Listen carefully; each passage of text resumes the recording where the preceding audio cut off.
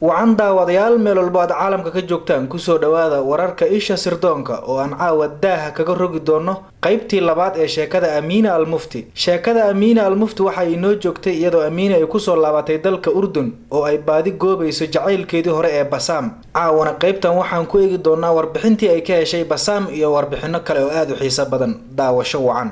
Amiina waxa ay go'aan ku gaadhay in ay wiilkaasi raadiso oo ugu yaraan mustaqbalkiisa waxa uu ku dambeeyay ogaato.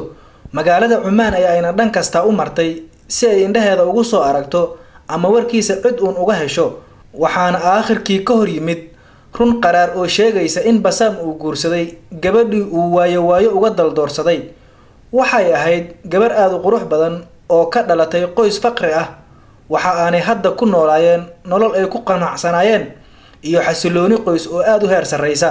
Amiina oo ay isugu darsantay dhibaatada ka soo gaadhay balwadii ay Yurub ku soo baratay oo ay ka weyday Urdun xurriyadii furneed ee ay qabatintay oo iminka xakameey yeelatay iyo ninkii ay weligeed jeclayd oo rajadii ay ka qabtay in ay mar labaad la qabaysaa soo gudhay ayaa go'aan ku gaadhay in ay xaalka kaliya ee ay dhibaatada kaga bixi kartaa uu yahay in ay mar kale dib safarto dalkii ay ka timid ee Austria.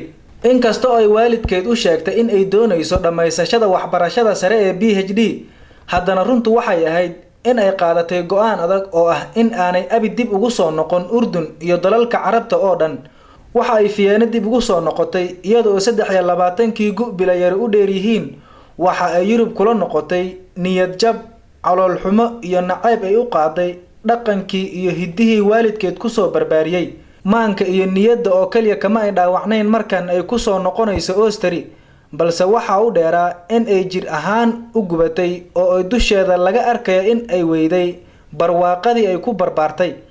Amiina waxa ay boorka ka tuntay balwadii inta ay dhan iska dhigtay dhaqankii dhowrsoonaa ayaa ay ku talax tagtay ka faa'iideysiga xorriyadda aan dabarka lahayn ee Yurub. nolosha cusub ee ay gashay iyo damaceeda ah in ay marto jid kasta oo ay maraan hablaha faceeda ah ee Austria ayaa sababtay in biilkii ardaynimo ee aabaheed u soo diray uu ku filaan waayo waxa aanay ku kaliftay in ay raadsato shaqooyin ay ka hesho dakhliga u kala kaca dakhligeeda hore ee aabaheed ka soo galayay iyo kharashka ka badbadinta ah ee ay nolosheeda cusub u baahan tahay. sida awgeed waxa ay shaqo ka bilowday beer caruurta lagu ciyaarsiyo oo ku taala magaalada Fiyeena. shaqadan cusub waxa ay isku barteen Sara Biraad oo ah gabar isir ahaan Yahuudiyad ah balse jinsiyadeedu tahay dalka Austria. Amiina iyo Sara oo ay goobtaan ka wada shaqeeyeen waxa dhex martay saaxiibtinimo dheer oo shaqo wadaagii ay ku darsadeen in ay hoy wada degaan iyo in halkii ay ka sii wadaan dhaqan xumadii ay ka dhaxashay ardaydii reer Koonfur Afrika ee jaamacadda wada dhiganayeen. saaxiibtinimadii adkeyd iyo jaalkii aan mar kaliya kala fogaanin ee ay noqdeen ayaa Amiina ku hogaamisay in ay ku biirto dhaqdhaqaaqii lagu magacaabi jiray Hippie xilliyadaas aad uga howlgali jiray qaaradda Yurub. Amiina waxa ay iska dhigot marisay dalab uga yimid aabaheed oo ahaa in ay guursato wiil maalqabeen ah oo uu adeer u ahaa. maalin maalmaha ka mid ah oo ay saaxiibadeed Sara u raacday booqasho ay ugu tagaysay qoyskeeda oo degan degmo yar oo lagu magacaabo Westendorf oo ku taala dalka Austria. qalbiga Amiina waxa si kadis ah u galay dareen awood badan oo aanay bilowgiisa garan sababtiisa hase ahaatee ee aan ku cusbayn oo ay hadda ka hor isku aragtay. Moshe wiilka ay wada dhasheen Sara oo ahaan ka weyn waa nin aan albaabada qalbiga laga oodan karin waa nin musixir ah aragtidiisa hadalkiisa iyo raganimadiisa daymada koowaad ayaa ay ka dheehatay. daymadiisii koowaadna qalbigeeda ayaa ay qayb qabsatay. hore ayaa ay u haysatay warka wiilkan saaxiibadeeda la dhashay in uu yahay duuliye military oo darajada kabtan kaga soo qalin jabiyay jaamacadda in uu Sara 7 sano ka weyn yahay nin suugaanta jecel gaar ahaan suugaantii hore oo ay ka mid yihiin hal abuuradii waaweynaa ee suugaanta Austria. kabtanka Sara la dhashay haween waxa uu jeclaa timaha madow iyo indhaha waaweyn ee wiilku barta madow yahay waa quruxda reer bariga, socod laydhsi iyo tamashle ah oo inta ay Amiina ku sugnayd guriga saaxiibada uun maalin nasiibku isku gaar yeelay iyada iyo wiilkan ayaa noqday bar bilowga isbedel ku dhaca gebi ahaanba nolosheeda. Bilowgii go'aankeedu waxa uu ahaa in ay nafteeda ka adkaato oo aanay lulin laydha ay horaanteeda dareentay ee xiisaha gaarka u gelisay wiilkan, laakiin kuma aysan guulaysan iska caabintaas oo durbadiiba waxaa jidkeeda ka duway farihiisa u soo dhuuntay timaheeda iyo dareenkii maskaxdeeda bedelay ee ka dhashay gacantiisa gaadhay gacanteeda oo marka horeba kurbashada caashiqa bilowgii la dubaaxanaysay. Xiskeeda waxaa baraarug ugu horeysay markii wiilkan araggiisu maan qaaday uu dhunkasho dhabanka u saaray oo inta ay jiriraco aanay u adkaysan karin ka jidh isgelisay sida ruux yara suuray iyada oo hoos nafteeda ugu leh war ileen ragga iyo dumarka waa la isu abuuray. Maalintaas Amiina waxa ay soo miiraabtay goor ay is aragtay iyada oo ku jiifta laabta wiilkan saaxiibadeed la dhashay oo inta ay dareenka caashiq qarsan kari weyday si daacadnimo iyo liidasho badani ka muuqato ugu qiratay jacaylka ay u qabto.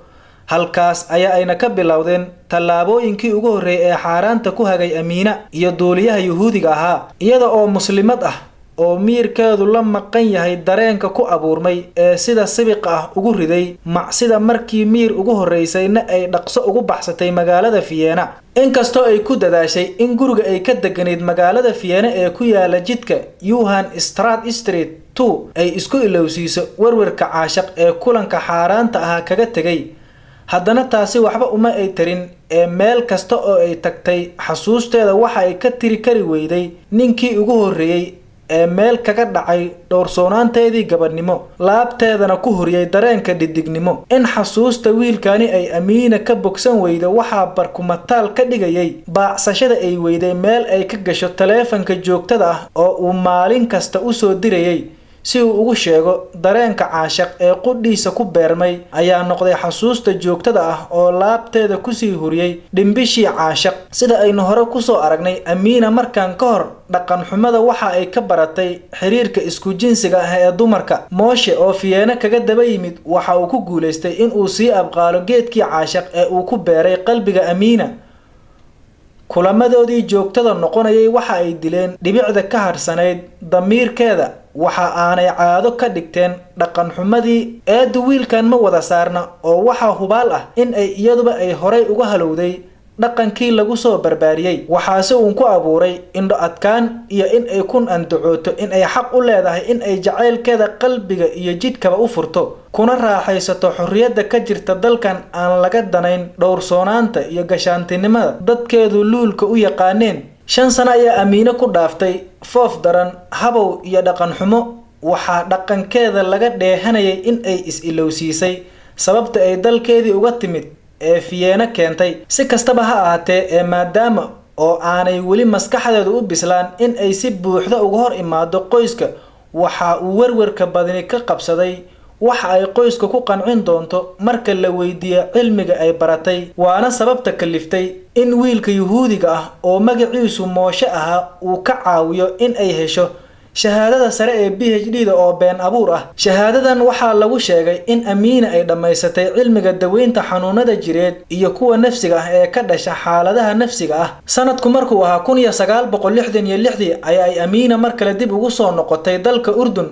qoyskeeda iyo guud ahaan ehelka ayaa si aad u diiran ugu soo dhaweeyay dalkeeda hooyo iyaga oo ku faraxsan kuna faanaya dhamaysashada waxbarashada iyo soo guryo noqoshada inantooda. farxadan waxaa wehlinayay damaashaad qarsoon oo qoysku ku muujinayeen sida ay ugu faraxsan yihiin in inantoodu ay sidii dhaqankeedu ahaa u guursan doonto. looma kaadinba ee waxaa markiiba laga codsaday in ay ogolaato guurka ina adeerkeed, laakiin waxa ay dalbatay in waqti la siiyo si ay fursad ugu hesho rumaynta riyadeeda ahayd in ay magaalada Cumaan ka furato isbitaal iyada u gaar ah. howlihii diiwaangelinta cusbitaalka iyo rukhsad u helidiisu uma ay dhamaystirmin. bilowgii si fiican ayaa ay hawshu ugu socotay ka hor inta aanay khilaaf kadis ahi ka dhex qarxin Amiino iyo xogayaha joogtada ah ee wasaaradda caafimaadka dalka Urdun oo ahaa mas'uulka ay shaqadiisu ka mid ka tahay ruqsadsiinta cisbitaalada. Amiina cabashadeeda mas'uulkan ka dhanka ah waxa ay u gudbisay wasiirka caafimaadka oo si aad u heer sarreysay u soo dhaweeyay una muujiyay in uu muhiimad weyn siinayo cabashadeeda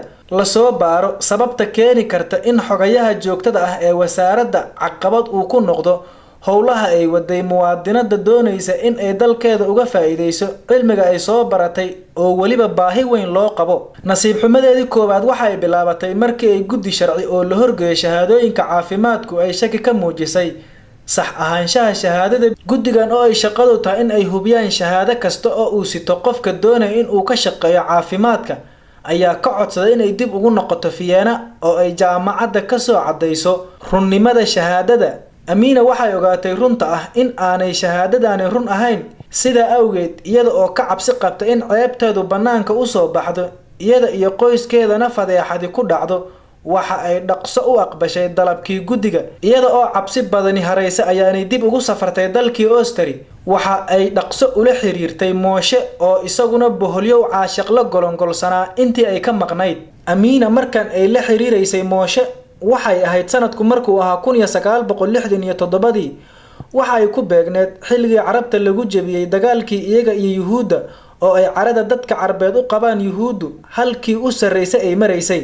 Laakiin iyada taasi waxba kama ay bedelin, si aan gabasho iyo khajilaad midna ku keenin ayaa ay u raadisay jaceylkeedii. Caro iyo nacayb ay Carabta u qabta ayaa ay xambaarsanayd oo ma ay arki kareynin cid isirkaasi ku abtirsata. Maalin maalmaha ka mid ah oo uu barafka bisha 12aad da'ayo ayaa Mooshe oo la socday uu si kadis ah u joojiyay intii aanay ka talaabin bridge qori ka samaysan oo berisamaad dhex mari jiray magaalada Vienna. Inta uu ka soo horjeestay ayuu ku si dareen leh u yiri, Amiina ma ay guursanaysaa?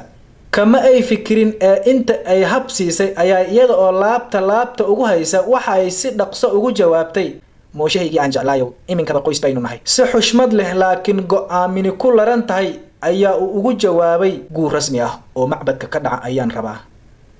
Sidaa ayaa ay ku ogolaatay guurka Mooshe oo waliba u dhaca hab waafaqsan diinta Yuhuudda. Waxa uu guurku ka dhacay macbadka Yuhuuddu ku leedahay magaalada Vienna. Amiina guurkeeda awgi waxa ay magaceeda Carbeed u bedeshay Ani, waxa ayna noqonaysaa Ani Mooshe Biraad oo ah magac Yuhuuddu la baxdo oo ah magaceeda cusub oo la raaciyay abtirsiimada Yuhuudiga ay guursatay. Mooshe macbadka uu ka hadlaya waa rugta cibaadada ee Yuhuudda. Shareecada qaldan ay haystaan ayaa dhigaysa in macbadku uu yahay goobta kaliya ee bixinaysa ruqsadda guurka waafaqsan diinta Yuhuudda. Daawadayaal, qaybta labaad halka ay noo joogto. Warbixinta labaad waxaynu ku soo qaadan doonaa guurka cusub iyo guri qurux badan oo magaalada Vienna ay ka degeen Ani iyo Mooshe iyo xaalkoodu halka uu ku dambeyn doono. daawadayaal, xuquuqda qoraalkan waxa iskale oo aan kaga mahad celinayaa Kamaal Marjaan.